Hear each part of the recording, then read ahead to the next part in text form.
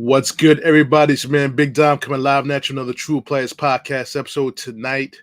Usually I do my recaps on either Tuesday or Wednesdays, but tonight I'm a little bit late. I apologize for that. Work called, healthcare.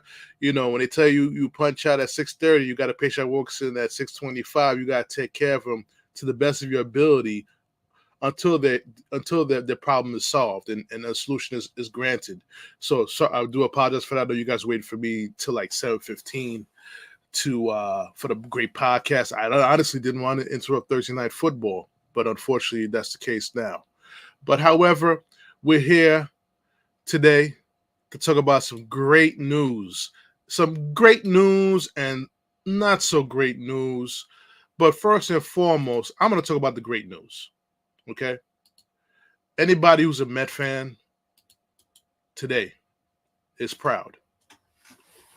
Is proud today because the team showed toughness, the ability to keep fighting to the end.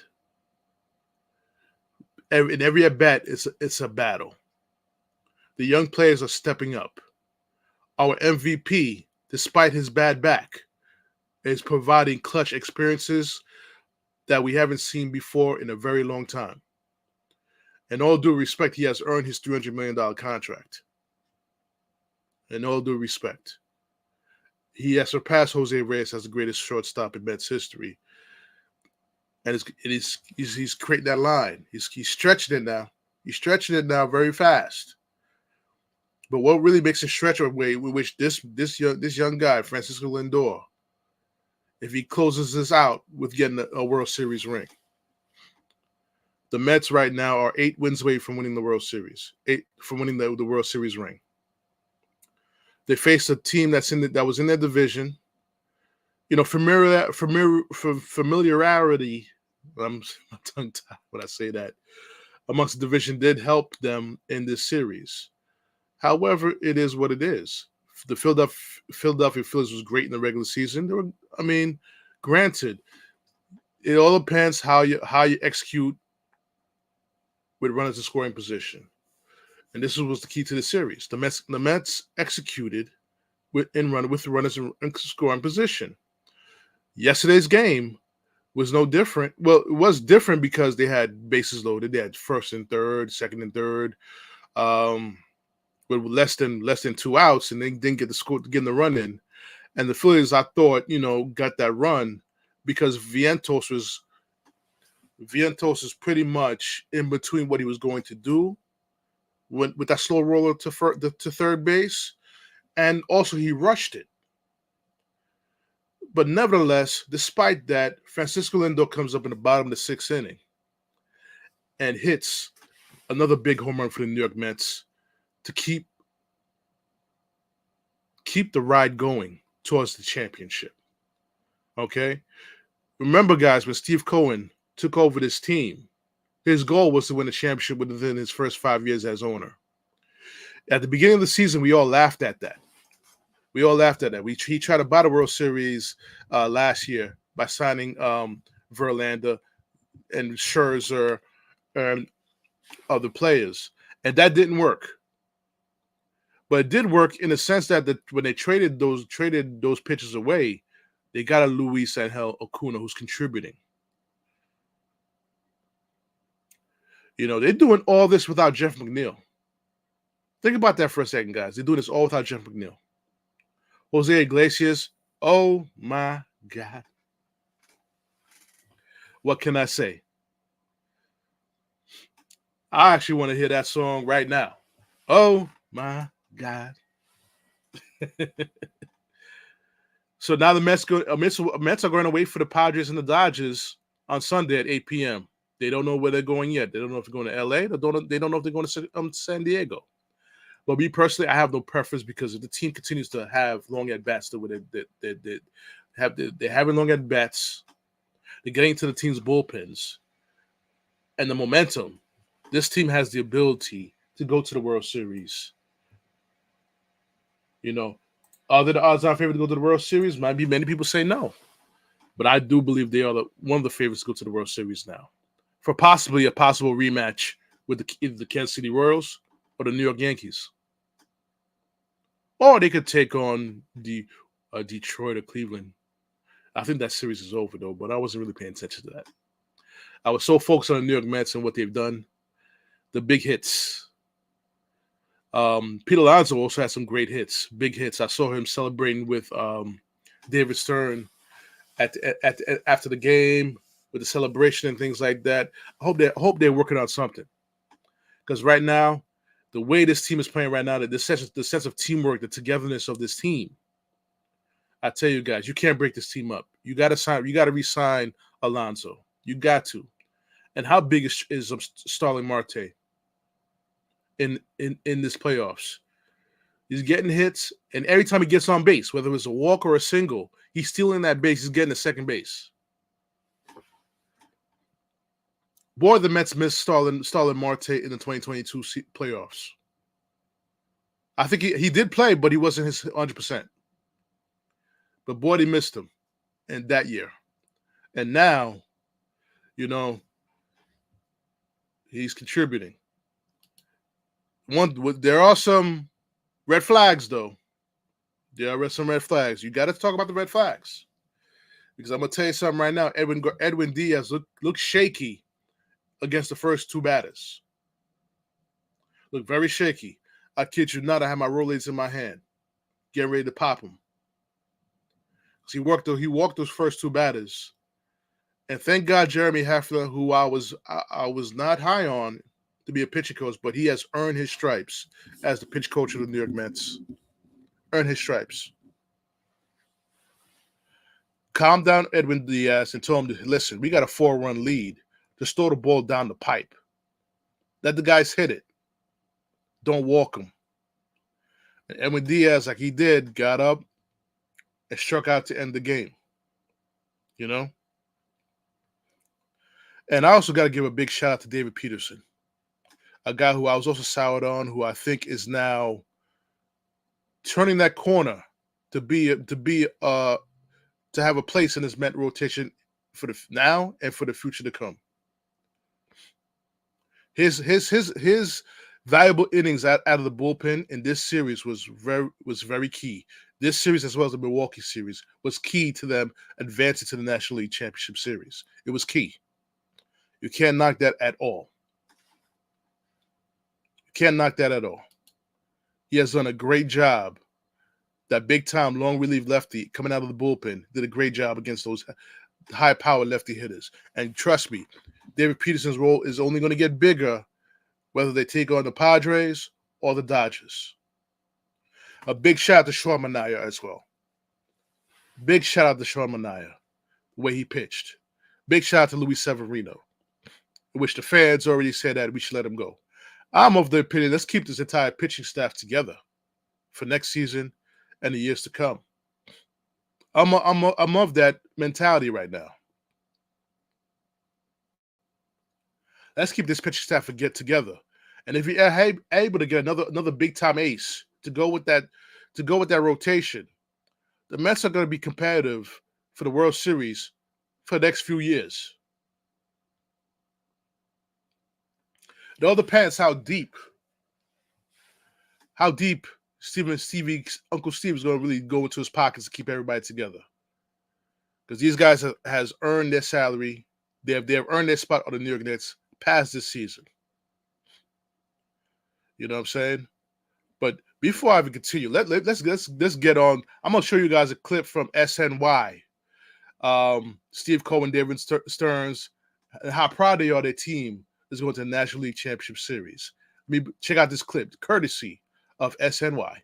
Steve, storybook continues. Here we are again. It just gets better and better. You gotta love what these guys are doing, right? I mean, you could feel it today. They were getting guys on base every inning. It was just a question of when. And so, I'm so proud of these guys. And of course, it was Franciscolindor. Of course, I mean, why not, right? I mean, in that situation, he just comes through over and over again. It's amazing, right? I mean, the fans were going crazy. Fans were here tonight. They were all over it. It was a team effort, and it was just great. That's what I was going to ask. When you bought this team, were nights like tonight, stadium packed, everybody on every single pitch. Was that what you with this for years? I wanted this place packed. I want to slay the negative, Met fan perceptions, and we're on our way to doing that. So let's keep it going. Certainly are. Steve, right. Alex, congratulations. All right, thank you. David, not bad for a first year. This is pretty good. This is pretty good. Look, I mean, these guys keep taking their commitment and frankly their performance to another level. We saw it again today. Fought through some tough at bats early where we didn't get the runs across, and then let's go!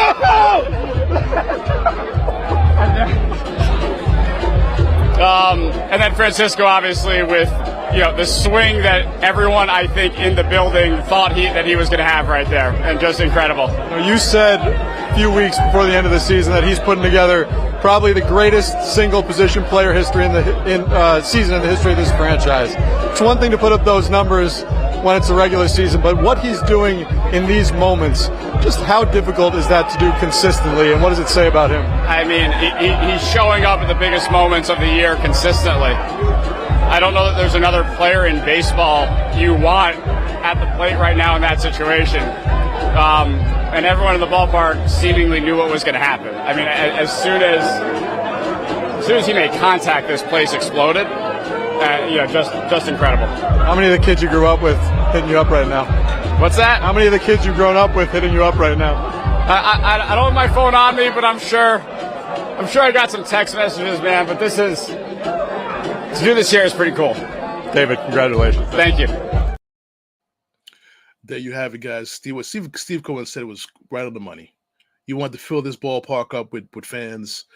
Franciscolindor, like I said before, the big grand slam home run, and I felt when he hit that ball out the park, guys. When he hit the ball out the park, and the way he was running around the bases, he knew he was going to hit that home run. He just knew it.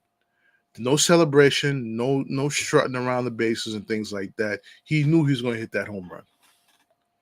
And clinch it. And I saw the Phillies dugout just deflate after that happened. Total deflation. They were dejected. There's a great team over there in Philadelphia. There's a great team over there. And the most important thing was you had to avoid Zach Wheeler. I'm about to say Zach Wilson. Why would I ever confuse Zach Wheeler with Zach Wilson? Oh, my God. Somebody help me. However, you had to avoid Zach Wheeler in Game 5 back in Philly. However, I'm going to say another however, because the reason I'm saying that is because if I was Robbie Thompson and you're down 2-1, you had to at least bring it back to Philadelphia. You had to. And I would have went with Zach Wheeler in Game 4. You gotta lose with your best bullet. And Zach Wheeler is your best bullet. The Mets manhandled Nola in the first game. You had to bring back Wheeler. Wheeler was lights out for 7 innings in Game 1. And then as soon as they took him out of the game, the Mets jumped on their all-star bullpen. That bullpen they have over there in Philly is an all-star bullpen. So they jumped on them and won that first game. However, Game 4, either you win or go home. You had to put your best bullet on that mound. Had to put him the best bullet on the mound, and that was Zach Wheeler. No disrespect to the starting pitcher that they pitched yesterday, even though he pitched a very good game. He left the game with a 1-0 lead. Constantly pitching out of trouble. took advantage of the New York Mets' overzealous at bats when they had runners on base with less than 2 outs. Took advantage of their youth in some of the hitters, such as Vientos and Alvarez. Even Iglesias, which I was shocked, was over anxious at times with runners on base, which I'm shocked. But as case in point, the Mets are going to the National League Championship Series. Like I said, the red flag was Edwindiaz. So I'm going to bless you guys with another video with Francisco Alvarez and Edwindiaz. Check it out. Edwin, very few people will ever know what it feels like to get a swinging strike 3 to send your team to the NLCS. So what did that feel like to do it tonight? Means a lot because on Sunday, I think Monday, I didn't have my best stuff in Philly. We got the loss, and I stick with that in my mind. I got the chance to come back again and finish them up, and that's what I did today. You've had a lot of big moments on this Citi Field mound. Certainly, what the Trumpets have become here is a spectacle. But how did that moment rank up with any of the ones that you've had so far? So right now, it's one of my top 3 moments as a Met because I got the chance they give me the ball in the night to send our team to the next series, and that was big for me. I did this year. It's been up and down to me, but at the end of the day, I've been able to do my job, and I feel really proud. Well, in that 9th inning, a little bit up and down too. At the beginning, didn't seem like you had your good command. How did you lock it into place and find it there to get the out? First of all, I was trying to hit the corners, instead go after the hitters. And then when the pitching coach came to me and the guys came to me, they said to me like, "Hey, your fastball is looking great today. Just throw it right in the middle." I think they don't have chance. The fastball got a lot of life, and that's what I did. I just was throwing fastball right in the middle. All right, you're in the bullpen. What's your vantage point when Francisco Lindor hits that grand slam? Was big because losing 1-0 against the Phillies at home. We don't want to let the series go back to Philly. So we gotta finish him up. As soon as we saw the Lindor homer, we was big, and David Peterson came after, did a big job, and they give me the ball to me, and I finished him up.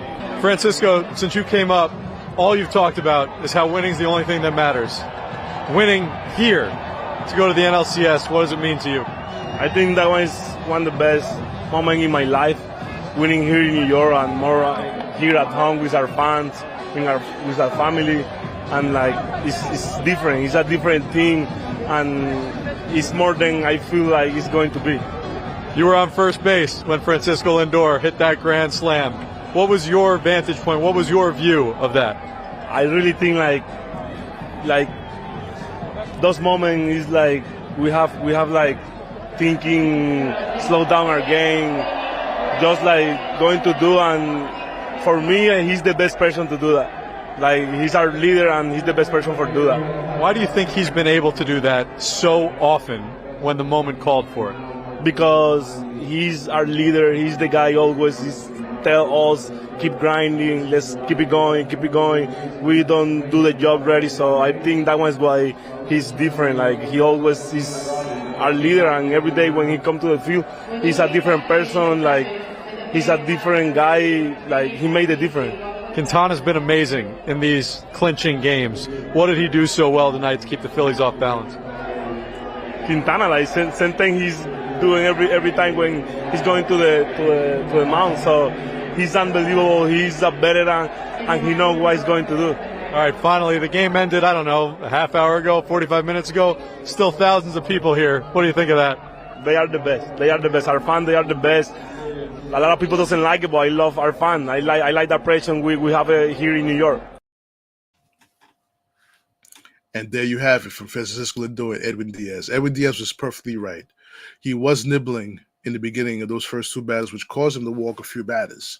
And then when he had like I said, he had the meeting with Jeremy Hefner, tell him just go after the hitters. He found his groove at the end and get the swinging strike to end the game.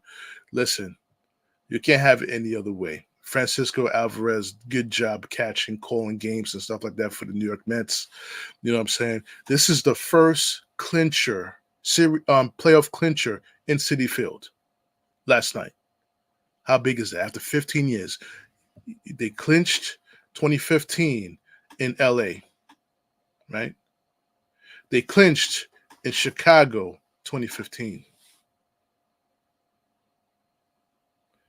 They haven't had a clincher in their home field since the Mike Hampton game against St. Louis in 2000. That's how far it's been for a home clincher of a series for the New York Mets. That's how long it is. But like I said, this New York Mets team, we're going to wait. We're going to wait for LA. We're going to wait for Padres. A lot of revenge for the Padres. You know what I'm saying? A lot of revenge for them.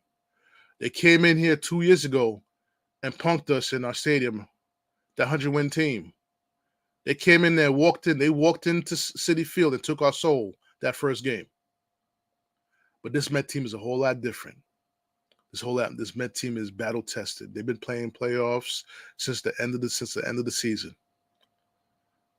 There was at certain points that we didn't think they were going to even make the playoffs because San Diego got on such a roll, and the Mets had the toughest ending schedule out of all the playoff teams fighting for a spot. They had the toughest schedule to end the season. But you got to give a big shout out to the National League East. 3 playoff teams out of the National League East: Philadelphia, the Braves, and the New York Mets. That's an achievement for the division, in my opinion. And a division that's going to be it's going to be a battle every year for the next couple of years. It's going to be a battle. When Ronald Acuna comes back for the Atlanta Braves, the Braves going to be something different next season. I believe they didn't have Max Fried. He was injured for most of the season. They didn't have all their starting pitchers, and I believe Strider and all that, and all the other pitchers that was injured. They didn't have their starting pitching. So next season is going to be a whole lot different, but I think the Mets are going to be up for the task. But first things first, let's get to California, whether it's going to be San Diego or LA, and let's do it again. Let's get 4 more wins and get to the World Series.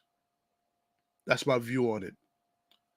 This is a happy occasion for New York Mets fans. You guys, shout out. Like this podcast. Love this podcast. Subscribe to my channel. This is all about the New York Mets right now. All about the New York Mets right now. But unfortunately, I do have other things to talk about in this podcast. Other things to talk about. And I'm going to start the debacle in London as we enter the recap of the Week 5 of the NFL. The debacle in London, where Sam Darnold defeats his old team, I believe for the second time. He did not play great at all in this football game. He looked like a little bit Sam Darnold of the New York Jets. But granted, he's playing against a good defense. I said good defense in a way that Justin Jefferson was wide open a few times. Yeah. Sauce Gardner got hit up with a few holding penalties in the secondary, so a few pass interference calls in the secondary, to the point that DJ Reed had to cover Justin Jefferson, in which if you drafted a guy that high in the draft, you expect him to go with the top receiver on the team. No disrespect for DJ Reed.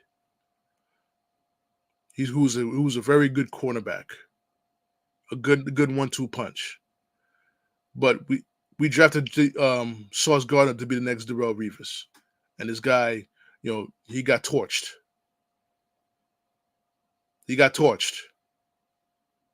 Robert Saleh did not have this team ready to play. This team already spotted Sam Darnold 17 points in the first half. Spotted Sam Darnold 17 points. Lazard drops a key pass, first down converting pass, only for the next play for Aaron Rodgers to throw an interception. Aaron Rodgers did not play well in that game. 22 of 54 for 244 yards, 2 TDs and 3 interceptions. Of course, he threw a TD to Garrettwilson, who had 13 receptions for 101 yards. Sam Darnold did not play as well as he was the first 4 weeks. A pedestrian 14 of 31 for 179 yards.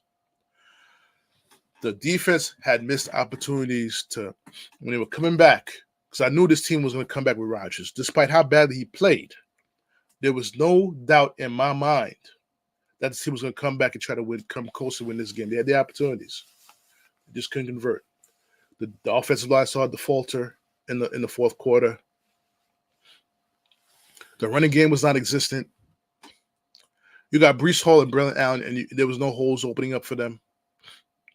Got to give credit. Got to give credit to the Minnesota Vikings on this. The defense is good. The defense is really good. But however, when you have Aaron Rodgers, granted he's not the prime Aaron Rodgers. When you have Aaron Rodgers as your quarterback, you guys should have won that football game. The week before, they lost to a rookie quarterback. This week, lost to a former quarterback that you drafted. And this, I guess, is deja vu for Joe Douglas, who, you know, I'm on record saying this.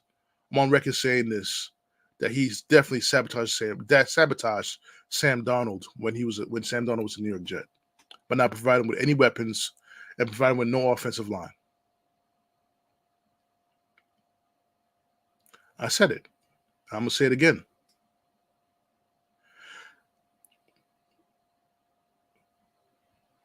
Now, something big happened with New York Jets on Tuesday. I'm not going to speak on it right at this point in the podcast because I believe partly the reason why the Jets have moved on from Robert Saleh is for the next game we're going to recap for you guys. The other New York team who plays in Jersey, the New York Giants. Okay? The Giants go into Seattle to take on a very good Seattle Seahawks team, a team that no one expected them to win, to beat. No one expected them to beat. Okay? They go into Seattle and win 29-20. Big special team plays at the end of the fourth quarter sealed the game for the Giants because Geno Smith was leading them boys to a victory in late in the fourth quarter with 20-something seconds left. If the Giants did not block that field goal, the Seahawks would have been up 23-22, and Daniel Jones would be doing something different in that game. But special teams stepped up, made a big play. The Giants beat the Seahawks without Malik Neighbors, who was out with a concussion, and their starting running back Singletary. Okay? Tracy Jr. filled in well for Singletary. 18 carries, 129 yards.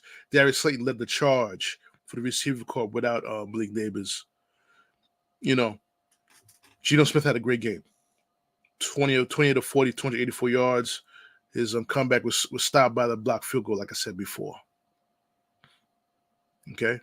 A very good win for the Giants as both New York teams are 2-3. Both New York teams are 2-3. And this is that victory is the difference between the coaching of the New York Jets and the coaching of the New York Giants. And that's part of the reason, whether you Jet fans want to believe it or not, Robert Saleh was relieved of his duties on Tuesday. Relieved of his duties as New York Jet head coach. Good guy. Of course he's a good guy. But coaching in New York was too much for him. Plain and simple. He had no answers. He said dumb shit. And when you deal with the New York media, you can't say dumb shit to the media. You will be eaten alive. How many times has his team come out slow to start the game? How many times? It's been this season almost every single game.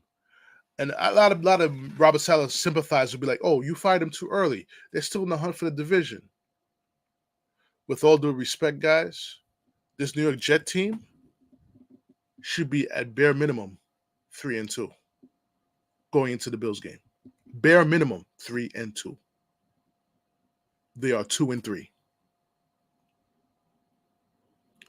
Now, there's been rumors out here that Aaron Rodgers has something to do with it and things like that. I don't know. I don't know. I think he partially had to do it because they were about to demote Nathaniel Hackett as play caller. But what does it say about the security of Joe Douglas, knowing that Woody Johnson went over his head to fire Robert Saleh? What does that say about Joe Douglas? Is his job on the line? You see Woody Johnson, which is, an overzealous owner trying to be a fan, now rallying to get Hassan Reddick back on the team. The New York Jets do not need Hassan Reddick on this team. He has not shown up at all for this season. He has not shown up. Why will you want a guy who does not want to play for your team? See, that's Woody Johnson being an overzealous owner. But then again, that Hassan Reddick trade could be the nail in the coffin for Joe Douglas. Despite drafting Sauce Gardner, despite drafting Breece Hall, despite drafting Garrett Wilson, that Hassan Reddick trade, which you gave him a third-round pick for, that could be his nail in the coffin. Nail in the coffin. But this is courtesy of ESPN Pat McAfee show. I'm gonna show Aaron Rodgers trying to say that he had nothing to do with Robert Saleh's firing. You guys, you're gonna check out this clip right now. You guys answer me. If you're watching the video, let me know if you think it's bullshit or not. This is courtesy of ESPN, the Pat McAfee show. Check out this video right here. Yeah, I mean, yesterday was a day that reminds you of the simple fact that all of us who played know all too well, and that's that it's a tough business. It's a beautiful profession. It's incredible. It's done so much for our lives, but it's also a really tough business. I love Coach Saleh. We have a very solid relationship. We have since, I met him in 2021. And had a nice conversation when they came and visited us for joint practices. He was a big reason why I came to the Jets. I felt like the team, was a solid team. Had a relationship with Coach Hackett, obviously, and I really liked Coach Saleh. Everything that Matt LaFleur said about him, the few interactions I've had, the times that we went against him, I just had a lot of respect for him. And so, it was just a reminder yesterday how tough the business is. I think what people can forget in this is not only is Robert a fantastic human being and a damn good football coach, he's also a family man. He's got 7 kids. He's got an incredible wife. And the business of football can be hard, not just on those of us who are playing and coaching and doing personnel things and ownership, obviously, but it's tough on the families. And I've got to know Robert's family over the last couple of years, and especially one of his kids, Adam. Adam's my little throwing buddy from training camp. Love Adam. He's an incredible, incredible kid.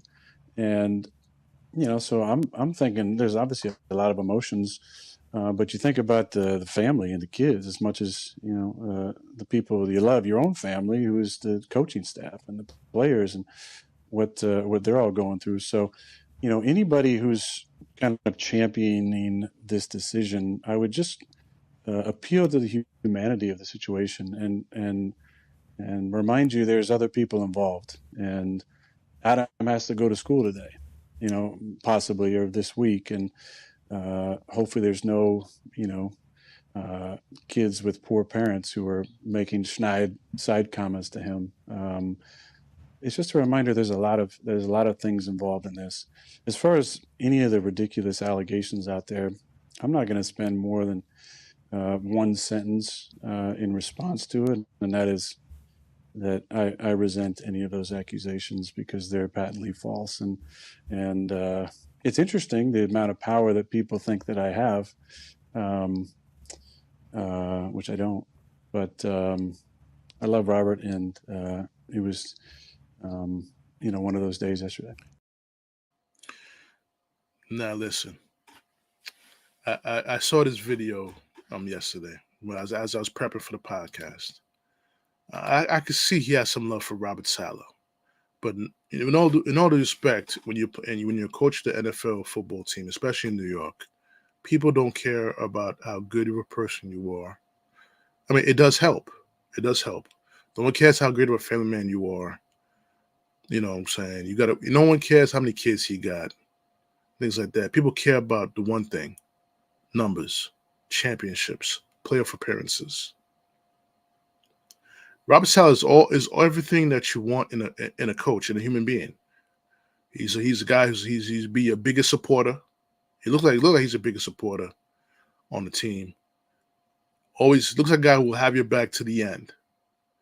But by the end of the day, in professional sports, the only thing you're judged by is wins and losses and championships. 20-36 after I believe 4 years as head coach, just did not do it. This did not do it for him. It cost him his job. Cost him his job. The team across. I'm gonna say across. I can't say across the way. The Giants, who they share a stadium with, their coaching staff had 2 of their starters out, and they beat a top team in the NFC West without 2 of their starters. You know what I'm saying? This is what I'm talking about here. This is what the fans are looking at right now. I hate to see anybody get fired. No one likes to get fired. I know what it's like to be fired. No one wants to see that, but by the end of the day, there's results. This is a results business. Everything you do, whether you're in healthcare, whether you're doing business, if you're doing finance, if you're doing construction, it's all about results, positive results. And by the same token, did Robert Saleh, lose the team? I wish I could have brought this video onto the podcast where Shannon Sharp blames Aaron for him losing control of the team, for Robert Saleh losing control of the team. I don't think Robert Saleh lost control of the team. I just felt that he was pretty much handcuffed with having to deal with Nate Hackett as his offensive coordinator. And when he tried to make the change to protect his job, I think that also played a part in him losing his job. You know what I'm saying? Now, if I was owner of the New York Jets, would I have pulled the trigger to fire Robert Saleh after week 5? And the answer is no. The answer is no. I wouldn't have fired him after week 5. But the owner felt it was necessary to do that, which I support the owner for finally making a strong decision on the head coach. But one thing you guys need to understand is Woody Johnson did not select Robert Saleh as his head coach. He inherited him from his brother when Woody Johnson was the ambassador for the United States under Donald Trump for England. The loyalty there is not the same as Woody Johnson had for Rex Ryan, so to speak.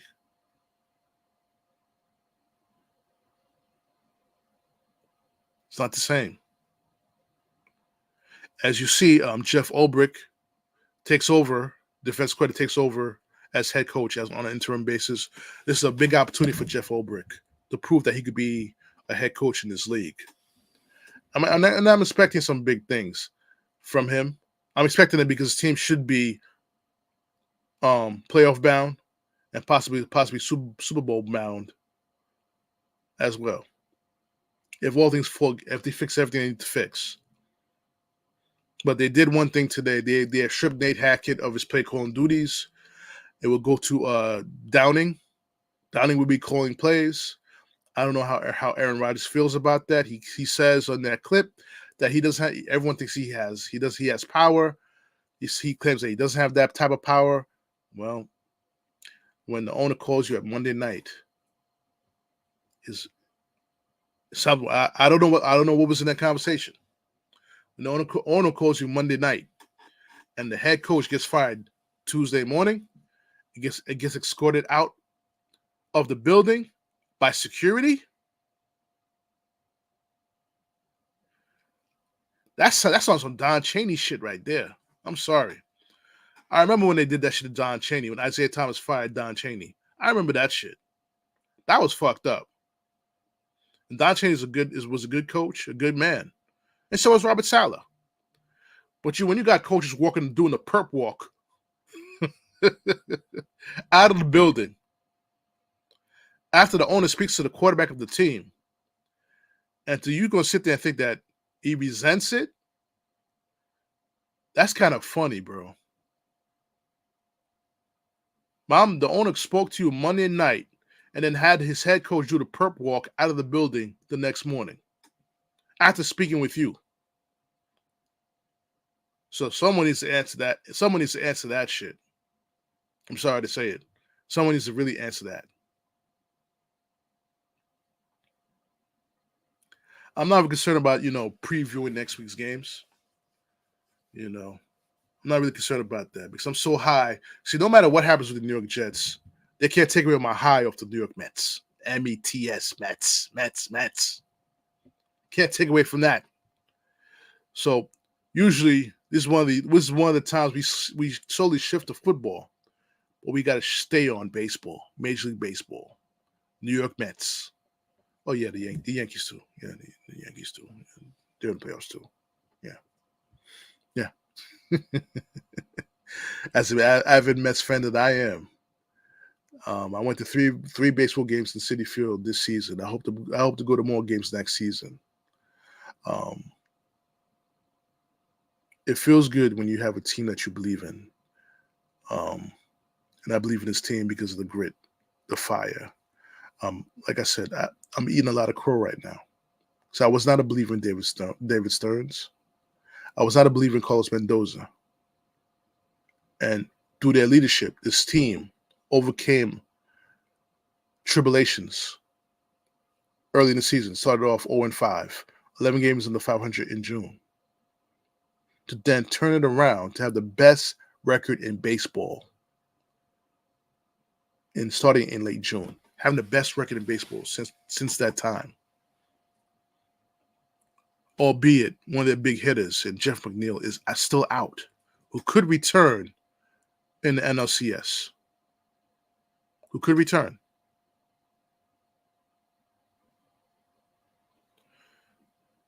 That's going to be a tricky situation, whether you bring him back, because the New York Mets mojo is you don't want to mess that up. You don't want to mess that up. You don't want to mess up that mojo. But if McNeil is hitting the way he was hitting coming out of that All-Star break, the Mets get another. That only makes that lineup longer and tougher. If McNeil can hit for contact and work on and go back to what he was in 23 or in 22, this New York Met lineup is going to get even longer and even tougher for teams. So I'm going to end this podcast now. I know I interrupted you guys during Thursday Night Football, which is, I do apologize for that. You know what I'm saying? Healthcare, I can't control healthcare. Patients need to be treated. You know what I'm saying? So I had to stay back. But one thing's for sure is I'm going to say this. I'm going to say something derogatory. Not derogatory, but I'm going to tell the truth. When you work with people who want to be who are good team players, I wouldn't have left my job at 7:15 at night when I should have been clocking out at 6:30. I'm gonna tell you straight out. Teamwork is not just for sports; it's for everything you do in life. Whether it's your family, your friends, or in the workplace, teamwork is vital.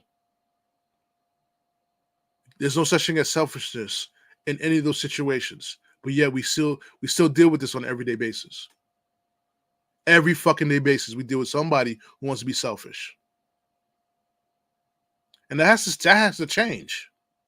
That really has to change. So on that note, from all of us from True Players Podcast, from the True Players Podcast family, Joey G, Joey G. People, we miss you on the podcast. We're going to have you back soon. Prophecy, dropping 2 new joints out right now. Next podcast, I'm going to play something. A big shout out to my friend Shari, the glow up event that she did back September 29th. I can't wait. I'm sorry I missed the first one. I hope to be at the next one that you're going to have. Definitely love to be on that. So, guys, it's the end of the podcast. Like, subscribe to YouTube. Like, subscribe on my Facebook page, facebook.com/TruePlayersDom. Look for the True Players Podcast group. Just do the damn thing. Subscribe. Help me get my subscribers up. All right. I'm hoping by the end of the year to be over 200 subscribers, and you got the only people who could do that is you. Okay. I could keep on bringing in content, but if you guys don't get me to 200 subscribers, it is what it is, right? But that's my goal, though, and I'm counting on you guys to make it happen. All right. It's your man Big Dom signing off on this podcast. See you guys on the next episode. Peace.